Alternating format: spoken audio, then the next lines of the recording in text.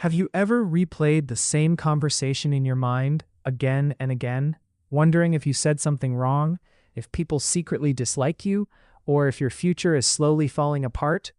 At night, your body feels tired, but your mind refuses to stop thinking. Psychology calls this overthinking, and surprisingly, intelligent and self-aware people suffer from it the most. But why does the human brain do this? And more importantly, how do you escape it? Overthinking is not just thinking too much. It is the habit of mentally trapping yourself inside endless possibilities, fears, regrets, and imagined problems. The famous psychologist Carl Jung once said, "Thinking is difficult. That's why most people judge." But overthinkers do the opposite. They think about everything too deeply, and eventually, the mind becomes its own prison. Why humans overthink? The human brain was designed for survival, not peace.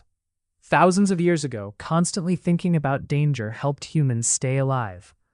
Our ancestors survived by expecting threats before they happened, so your brain developed a defense system called anticipation. But in the modern world, most dangers are no longer physical. Now the brain fears rejection, failure, embarrassment, loneliness, judgment. And because of this, the brain keeps scanning for problems, even when nothing is wrong. Psychologists call this rumination. Rumination means repeatedly thinking about negative experiences or future fears without finding a solution.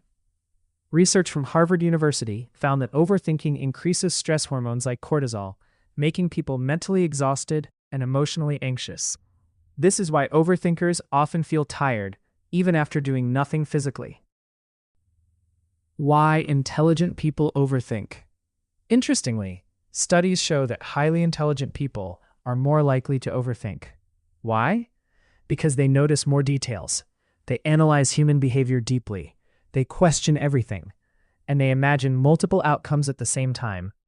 The philosopher Blaise Pascal once said, "All of humanity's problems stem from man's inability to sit quietly in a room alone."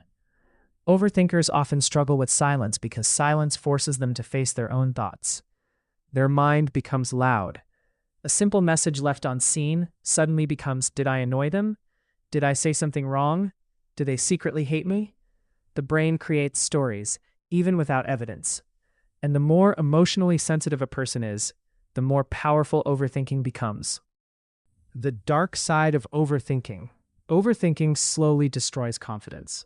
Because when you constantly question yourself, you stop trusting yourself. Simple decisions become stressful, opportunities get delayed, and happiness disappears because your mind is always somewhere else. Many overthinkers live in three places: regrets from the past, fears about the future, imaginary situations that may never happen, but rarely in the present moment.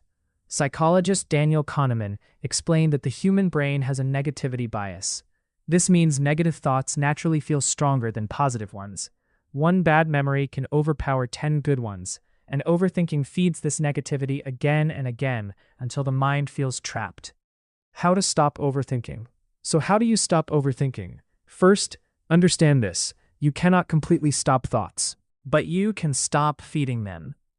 Most thoughts are temporary mental noise, not reality. Psychologists recommend something called cognitive distancing. This means observing your thoughts instead of believing every thought. For example, instead of saying, "I'm a failure," say, "I'm having the thought that I'm a failure." This small change weakens emotional control over the mind. Another powerful solution is action. Overthinking grows when there is no movement.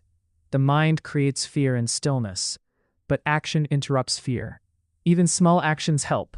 Going for a walk, exercising, journaling, deep breathing, limiting social media, sleeping properly. These habits calm the nervous system and reduce mental overload. In the end, overthinking is not a sign that you are broken. It is often a sign that you are deeply aware. But awareness without control becomes suffering. Remember this: not every thought deserves your attention.